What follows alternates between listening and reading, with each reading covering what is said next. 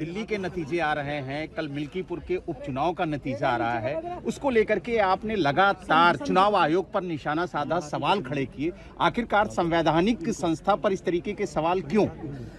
कई बार exit poll के जो अनुमान होते हैं वो ठीक नहीं निकलते हैं। जो एग्जिट पोल अपने सर्वे के माध्यम से जानकारी देता है वो कई मायने में सही नहीं निकलता। अब क्योंकि कल रिजल्ट आना ही है तो जो मतदान हुआ है उसकी पूरी सच्चाई आपको कल मिल जाएगी।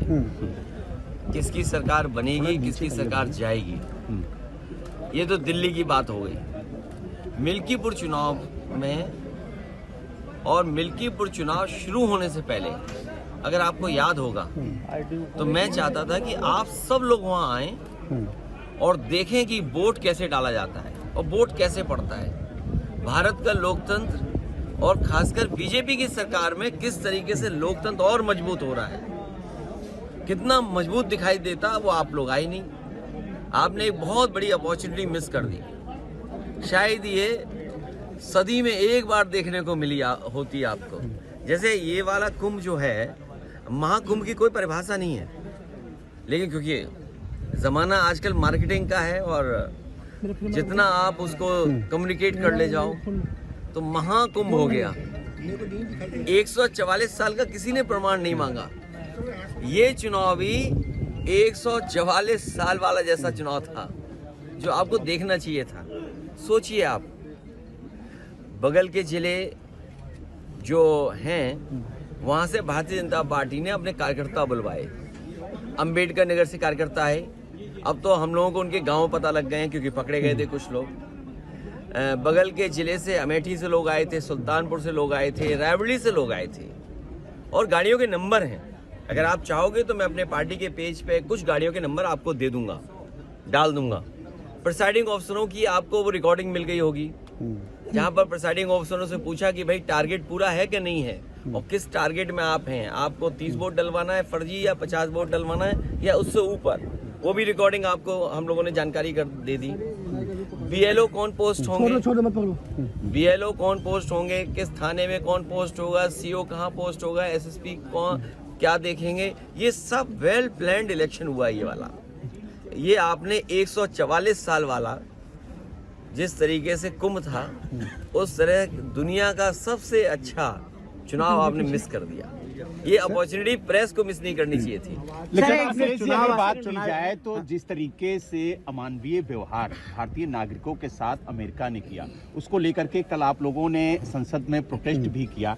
क्या जिस तरीके से आप लोग आवाज उठा रहे हैं ये आगे भी देखने को मिलेगा सदन के अंदर?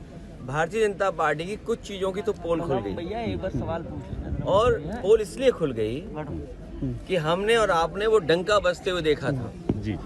बड़े बड़े इवेंट देखे थे हम लोगों ने, और ये भारतीय जनता पार्टी वाले लोग कोई दिन नहीं चूकता था जिस दिन ये नहीं कहते थे कि दुनिया में हम कहाँ पहुंच गए हैं, हम कुछ बन गए हैं, विश्व गुरु बन गए हैं। सोचिए आप, जो लोग दिन भर ये कहने से नहीं चूकते थे कि विश्व गुरु बनने जा रहे हैं, अर्थव्यवस्था उनकी तीसरे नंबर पे पहुंच रही है, वो आजकल कैसे चुप घूम रहे हैं, मौन हो गए हैं। जो विश्व कहने वाले लोग मौन घूम रहे हैं। और जिस तरीके से लोग लौट करके आए हैं, ये कह देना कि पहले भी ऐसे लोग लौटे थे, लेकिन पहले हमारी अर्थव्यवस्था इस जगह नहीं थी, इतना हम अर्थव्यवस्था का डंका नहीं पीटते थे। और कैसे लोग आए हैं जिन्हें शौचालय नहीं जाने दिया, बाथरूम नहीं जाने दिया। ये व्यवहार किसी व्यक्ति के साथ हो सकता है, इनह्यूमन व्यवहार है। और दुनिया का एक देश है, शायद हो सकता है अमेरिका से वो मजबूत नहीं उतना, लेकिन वहाँ के राष्ट्रपति ने मना कर दिया कि हम फौज से लाए हुए अपने नागरिकों को स्वीकार नहीं करेंगे। और अंततः अमेरिका को स्वीकार करना पड़ा। क्या भारत इतना कमजोर हो गया है? क्या हमारा हिंदुस्तान इतना कमजोर है जब हम हिंदुस्तान का इतना बड़ा बाजार दे रहे हैं अमेरिका को? आप सोचिए, नोएडा में न जाने कितना बाजार हमने उनके हाथ में दे दिया होगा। हम कहते हैं हमारे लोग इलीगल पहुंच गए, वहां पे इलीगल इमिग्रेशन हो गया। तो किसकी नाकामी है? ये सरकार की नाकामी है जो क्वालिटी ऑफ लाइफ या उनको बेटर अपॉर्चुनिटी नहीं दे पा रहे। अगर उन्हें बेटर अपॉर्चुनिटी यहाँ मिल रही होती, क्वालिटी ऑफ लाइफ बेटर यहाँ होती, तो शायद वो 50 लाख और 1 करोड़ रुपए दे करके नहीं जाते। पंजाब के तो चलो 50 लाख रुपए की सुनने में आ रहा है दे करके गए हैं, लेकिन गुजरात वाले तो 1 करोड़ रुपए दे के गए हैं। कम से कम सरकार को जो पैसा दे करके गए हैं उनके सरकार को पैसे वापस कराने चाहिए। और जिस उम्मीद के साथ वो लोग गए थे, घर परिवार के लोग, वही नहीं, भारत के और भी लोग हैं जो अपनी इक्वालिटी वाला बेटर जीना चाहते हैं, जॉब्स चाहते हैं, नौकरियां चाहते हैं, अपने परिवार की सिक्योरिटी चाहते हैं, अपने परिवार की प्रॉस्पेरिटी चाहते हैं। उनको सरकार मौका दे। अगर मौका नहीं देती है तो ये जो अर्थव्यवस्था में आप दिखा रहे हो ना कि हम किस ऊंचाई पे पहुंच रहे हैं, आप कुछ लोगों को ऊंचाई पे पहुंचा रहे हो, आम लोगों को उस ऊंचाई तक नहीं ले जा रहे। एग्जिट पोल के बाद टीएमसी ने सवाल खड़े किए नेतृत्व पे, आप क्या कहना चाहेंगे? इंडिया गठबंधन को लेकर के भी सवाल के किया। नेतृत्व पे सवाल खड़ा किया है। अभी कोई बड़ा सवाल नहीं पूछना है, ये हमारा इंडिया का अंदर का मामला है, ये हम लोग सुलझाते रहेंगे। Thank you sir. Thank you. क्या चीज? 27 में पीडीए चलेगा और पीडीए के लोग देख रहे हैं कि उनका वोट कैसे छीना जा रहा है, वो कैसे अपमानित हो रहे हैं। उन्हें एसओ की पोस्टिंग नहीं मिलेगी, सीओ नहीं बनाया जाएगा, क्योंकि वो वोट में कहीं ना कहीं आपको दे देंगे। कौन सिपाही पोस्ट होगा? क्या पीडीए परिवार के लोग नहीं देख रहे हैं कि भाई जब पोस्टिंग होगी तो उनके नाम देखे जाएंगे, उनका नाम काट दिया जाएगा।